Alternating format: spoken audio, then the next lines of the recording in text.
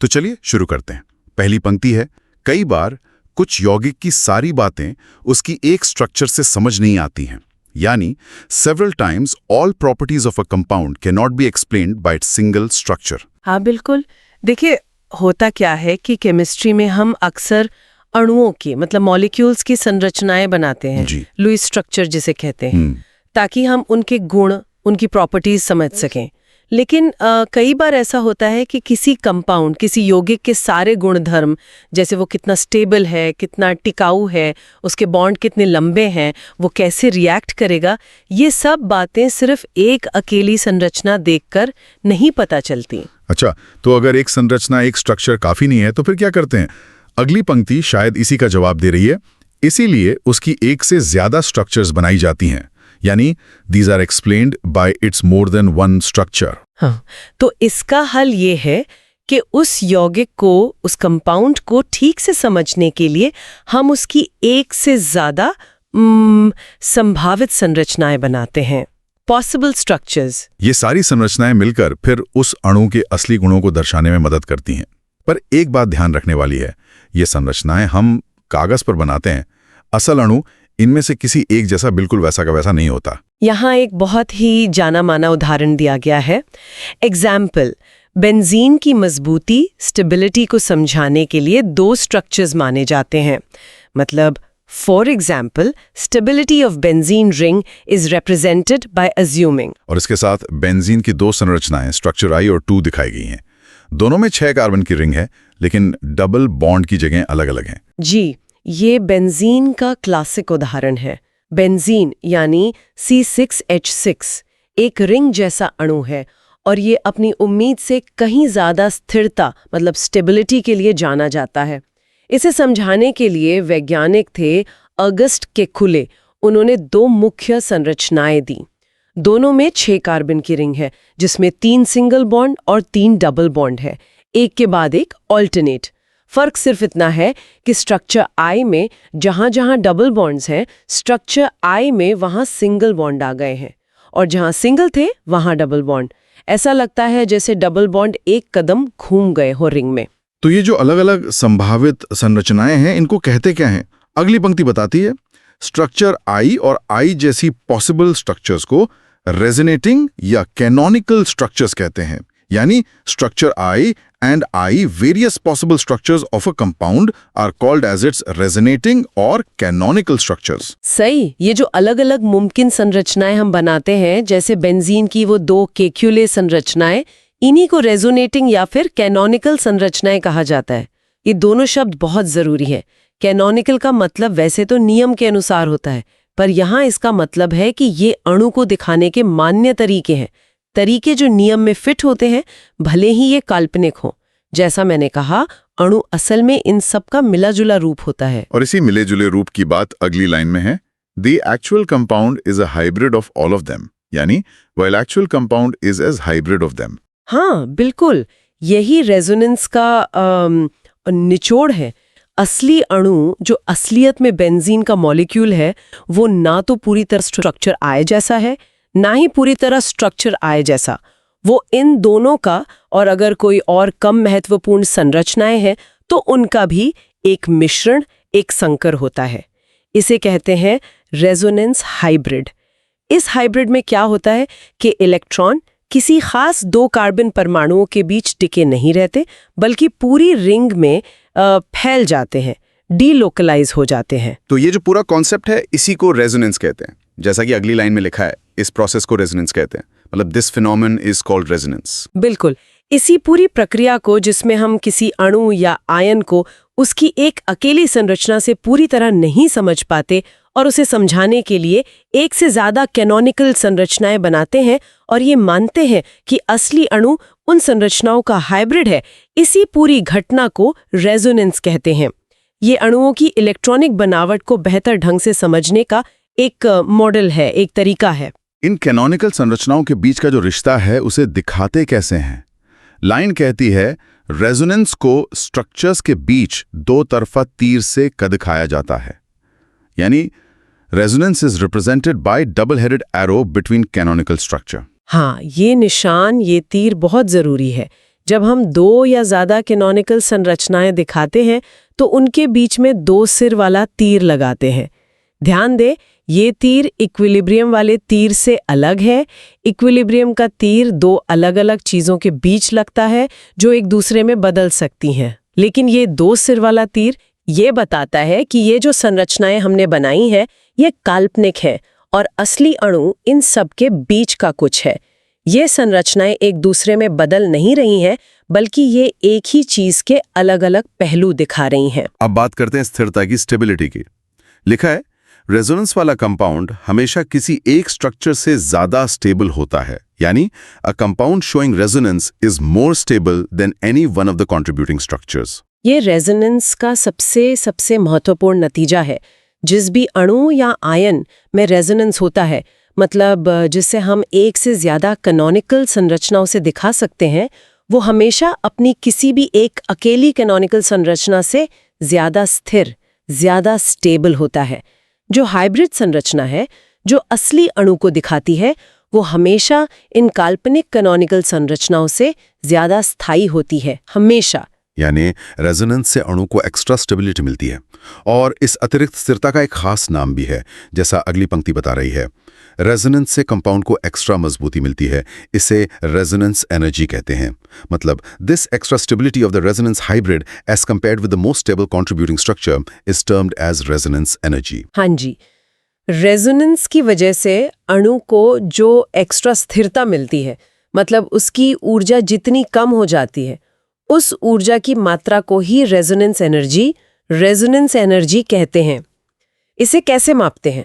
असली अणु यानी हाइब्रिड की ऊर्जा और उसकी सबसे स्थिर वाली काल्पनिक कैनोनिकल संरचना की ऊर्जा, इन दोनों का अंतर।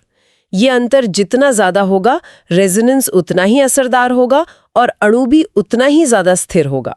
इस एनर्जी को किन यूनिट्स में मापते हैं?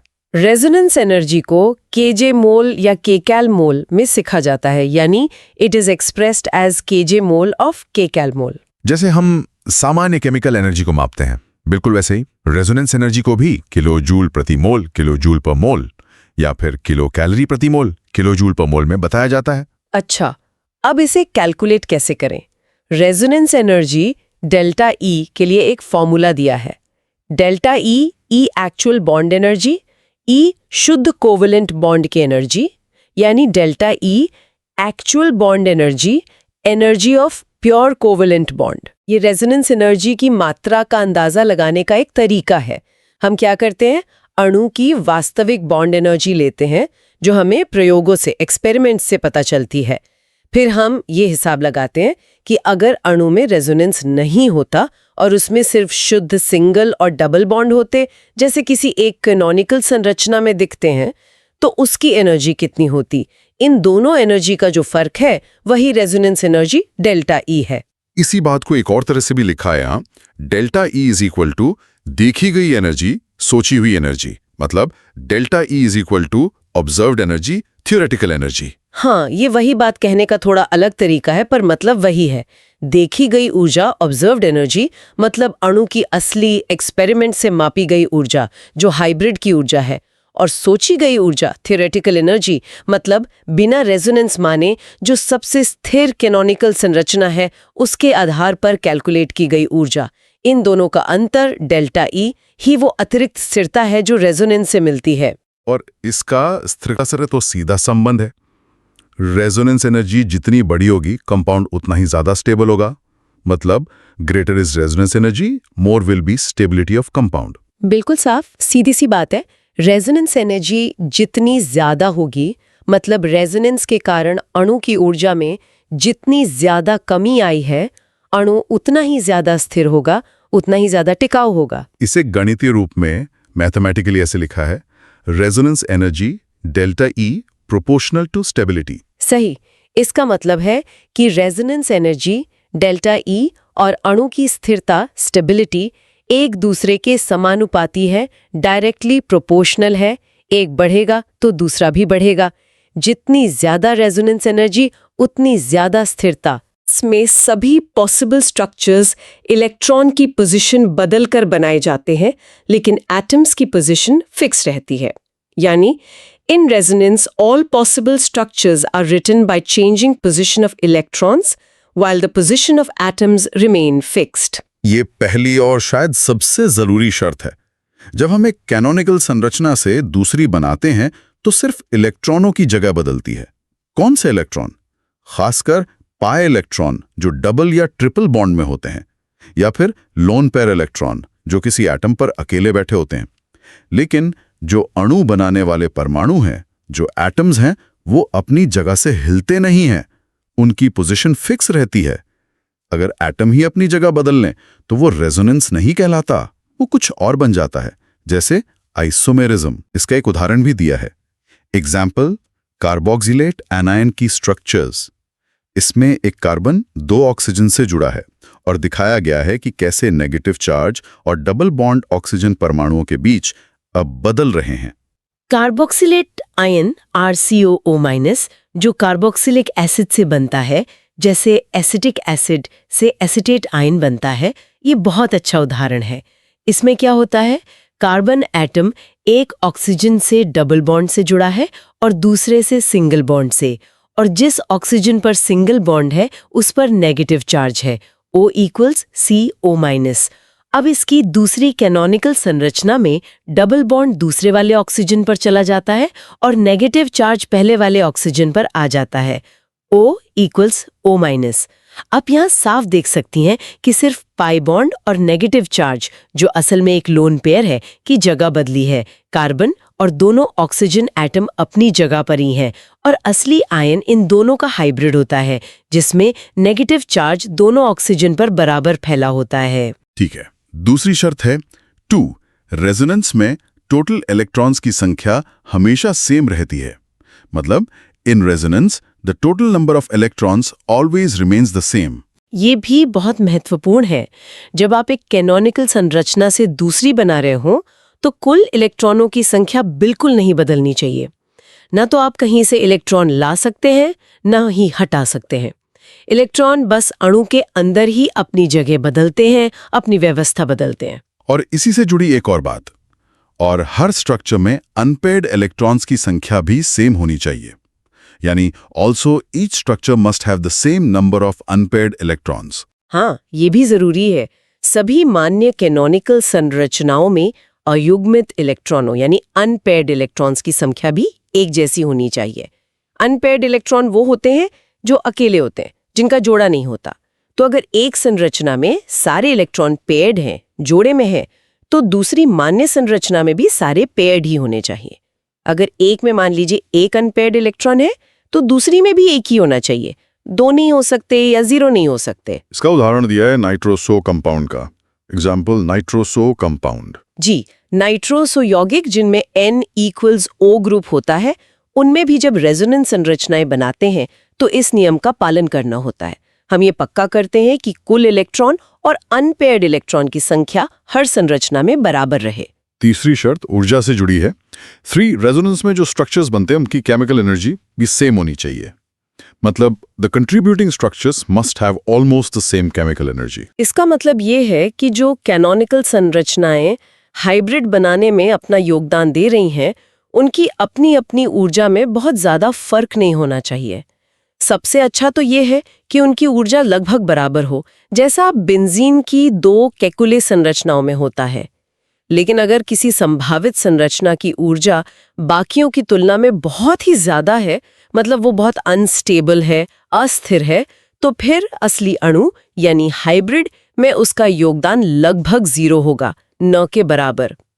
हाइब्रिड कैसा दिखेगा, ये मुख्य रूप से सबसे स्थिर यानी सबसे कम ऊर्जा वाली कैनोनिकल संरचनाएं ही तय करती हैं।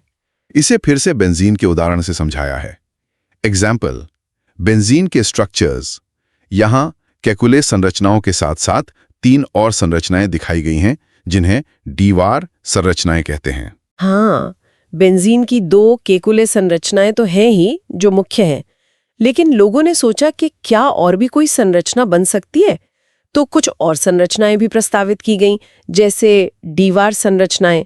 इनमें क्या होता है, रिंग के आमने सामने वाले कार्बन परमाणुओं के बीच एक लंबा सा बॉन्ड होता है। ये देखने में थोड़ी अजीब सी लगती हैं। और इनके योगदान के बारे में लिखा है, ड्यूअर स्ट्रक्चर की एनर्जी ज्यादा होने के कारण उसकी कंट्रीब्यूशन रेजोनेंस में कम होती है। मतलब the Dewar structure having higher energy has less contribution in resonance. बिल्कुल। जब इनकी ऊर्जा कैलकुलेट की गई तो पता चला कि डीवार संरचनाओं की ऊर्जा केकुले संरचनाओं से काफी ज्यादा है, क्योंकि ये बहुत कम स्थिर हैं, बहुत अनस्टेबल हैं। इसलिए बेंजीन का जो असली हाइब्रिड अणु है उसके गुणों को तय करने में इनका योगदान बहुत ही कम माना जाता है, लगभग नहीं के बराबर। निष्कर्ष ये निकलता है कि केकुले स्ट्रक्चर की एनर्जी कम और स्टेबिलिटी ज्यादा होती है, इसलिए वही बेंजीन का सही रिप्रेजेंटेशन है। मतलब Kekule structure having laser energy and more stability is the true representation of benzene. हाँ, प्रैक्टिकली जब हम बेंजीन को समझते या समझाते हैं तो हम मुख्य रूप से उन दो केकुले संरचनाओं पर ही ध्यान देते हैं, क्योंकि उनकी ऊर्जा कम है, वो ज्यादा स्थिर हैं, इसलिए वो बेंजीन के गुणों को सबसे अच्छी तरह दर्शाती हैं। असली बेंजीन अणु इन्हीं दो संरचनाओं का रेजोनेंस हाइब्रिड है। चौथी और आखिरी शर्त बॉन्ड्स की संख्या के बारे में है। 4.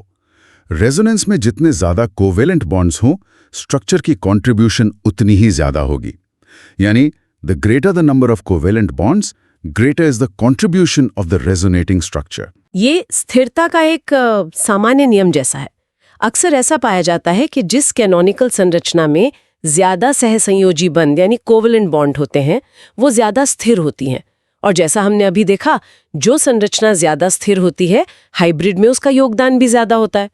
ज्यादा बॉन्ड बनना आमतौर पर ऊर्जा निकलने का यानी स्टेबिलिटी बढ़ने का संकेत होता है।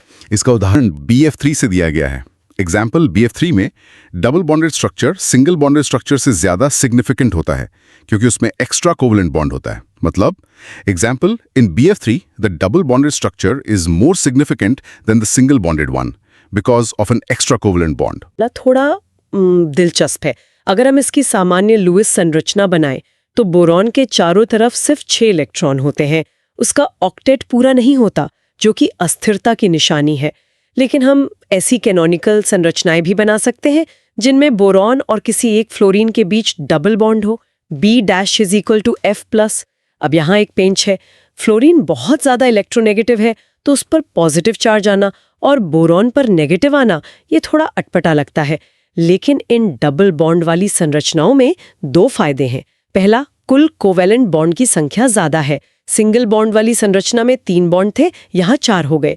दूसरा, इन संरचनाओं में हर एटम का बोरॉन समेत ऑक्टेट पूरा हो जाता है, तो ज्यादा बॉन्ड और ऑक्टेट पूरा होने के कारण इन डबल बॉन्ड वाली संरचनाओं का भी BF3 के वास्तविक स्वरूप में महत्वपूर्ण योगदान माना जाता है, भले ही उनमें चार्ज का बंटवारा उतना अच्छा ना हो। दिलचस्प है।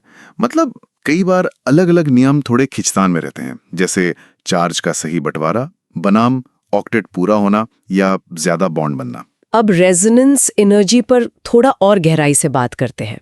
लिखा है रेजोनेंस मॉलिक्यूल में इलेक्ट्रॉन्स के इधर उधर होने से होता है, यानी since resonance arises in a molecule due to displacement of electrons. हाँ, जैसा हमने शुरू में ही कहा था, रेजोनेंस की जड़ में क्या है? इलेक्ट्रॉनों का अणु के भीतर एक जगह से दूसरी जगह जाना, उनका विस्थापन, उनका डिस्प्लेसमेंट। ये इलेक्ट्रॉन एक जगह टिक कर नहीं बैठते। और इस घूमने फिरने, इस विस्थापन का परिणाम क्या होता है? इससे पाई इलेक्ट्रॉन्स पूरे मॉलिक्यूल में रह जाते हैं, डीलोकलाइजेशन। मतलब this results in delocalization of pi electrons. इसका नतीजा होता है डीलोकलाइजेशन। डीलोकलाइजेशन का मतलब है फैल जाना, किसी एक जगह सीमित न रहना। खासतौर पर जो पाई इलेक्ट्रॉन होते हैं, जो डबल या ट्रिपल बॉन्ड में होते हैं, वो किन्हीं 2 खास परमाणुओं के बीच बंधे रहने के बजाय अणु के एक बड़े हिस्से में या कभी-कभी पूरे अणु पर ही फैल जाते हैं। जैसे बेंजीन में वो 6 पाई इलेक्ट्रॉन किसी 1 या 2 कार्बन के बीच नहीं रहते, बल्कि पूरी की पूरी 6 कार्बन वाली रिंग पर समान रूप से फैल जाते हैं। और इस फैलने का, डीलोकलाइजेशन का ऊर्जा पर क्या असर पड़ता है? पाई इलेक्ट्रॉन्स का रिलाइजन होना मॉलिक्यूल की एनर्जी को कम कर देता है। मतलब delocalization of pi electrons decreases energy of molecule. यही सबसे मुख्य बात है। जब इलेक्ट्रॉन ज्यादा जगह में फैलते हैं यानी डीलोकलाइज होते हैं तो अणुओं की कुल ऊर्जा कम हो जाती है। आप इसे ऐसे सोच सकती हैं कि इलेक्ट्रॉनों को घूमने फिरने के लिए ज़्यादा आज़ादी मिल गई। वो एक दूसरे से थोड़ा दूर दूर रह सकते हैं। उनका आपसी रिपल्शन, प्रतिकर्षण कम हो जाता है। इससे पूरा सिस्टम ज़्यादा शांत, ज़्यादा स्थिर हो जाता है। मतलब उसकी ऊर्जा कम हो जाती है। तो रेजोनेंस एनर्जी असल में इसी ऊर्जा कमी का माप है। जैसा कि यहां फिर से दोहराया गया है, एक्चुअल वैल्यू और कैलकुलेटेड वैल्यू के बीच का फर्क रेजोनेंस एनर्जी कहलाता है। यानी the difference in energy between observed value and calculated value is known as resonance energy. बिल्कुल, अणु की वास्तविक प्रयोगों से मापी गई ऊर्जा, एक्चुअल ऑब्जर्व्ड वैल्यू, और उसकी सबसे स्थिर मानी गई कैनोनिकल संरचना की सैद्धांतिक यानी कैलकुलेटेड ऊर्जा, कैलकुलेटेड थ्योरेटिकल वैल्यू, इन दोनों के बीच का जो अंतर है वही रेजोनेंस एनर्जी है। ये इस बात का सीधा सीधा माप है कि इलेक्ट्रॉनों के डीलोकलाइज होने से, उनके फैल जाने से अणु को कितनी अतिरिक्त स्थिरता मिली है। और ऊर्जा और स्थिरता का संबंध तो बिल्कुल सीधा है। एनर्जी कम होने से मॉलिक्यूल की स्टेबिलिटी उतनी ही प्रोपोर्शन में बढ़ जाती है। मतलब due to decrease in energy, stability of molecule increases in the same proportion. हाँ, ऊर्जा जितनी कम होगी, स्थिरता उतनी ही ज्यादा बढ़ेगी। डीलोकलाइजेशन से ऊर्जा कम होती है और ऊर्जा कम होने से स्थिरता बढ़ती है। तो ये एक चेन है। इलेक्ट्रॉन फैलते हैं, ऊर्जा घटती है, स्थिरता बढ़ती है। यही रेजोनेंस का सार है। चलिए अब कुछ ठोस उदाहरणों पर नजर डालते हैं। बेंजीन का जिक्र फिर से।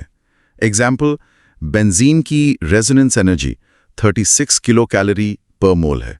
यानी for example, resonance energy of benzene molecule is 36 kilo calorie पर मोल। हाँ, एक्सपेरिमेंट से बेंजीन की रेजोनेंस एनर्जी लगभग 36 किलो कैलोरी प्रति मोल, या अगर किलोजूल में कहें तो करीब 150 किलोजूल मोल मापी गई है। और इस वैल्यू का 36 किलो कैल मोल का क्या महत्व है? ये बहुत ज्यादा होती है और बेंजीन रिंग को स्टेबल बनाती है। मतलब this is appreciably high amount and give stability to benzene ring. देखिए, केमिकल एनर्जी के हिसाब से 36 किलो कैलोरी पर मोल काफी ज्यादा एनर्जी है। ये अच्छी खासी मात्रा है और यही उच्च रेजोनेंस एनर्जी है जो बेंजीन रिंग को उसकी वो असाधारण एक्स्ट्राऑर्डिनरी स्थिरता देती है। यही कारण है कि बेंजीन स्टेबल मॉलिक्यूल की तरह बिहेव करता है। मतलब this is the reason benzene behaves as a stable molecule. बिल्कुल, इसी हाई स्टेबिलिटी के कारण बेंजीन आम एल्कीन की तरह नहीं है जिनमें सामान्य डबल बॉन्ड होते हैं।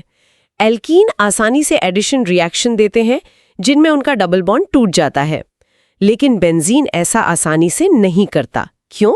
क्योंकि अगर वो एडिशन रिएक्शन करेगा तो उसके डबल बॉन्ड टूटेंगे और उसकी वो खास रेजोनेंस वाली स्थिरता खत्म हो जाएगी।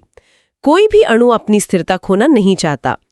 इसीलिए बेंजीन एडिशन रिएक्शन के बजाय सब्स्टिट्यूशन रिएक्शन देना पसंद करता है।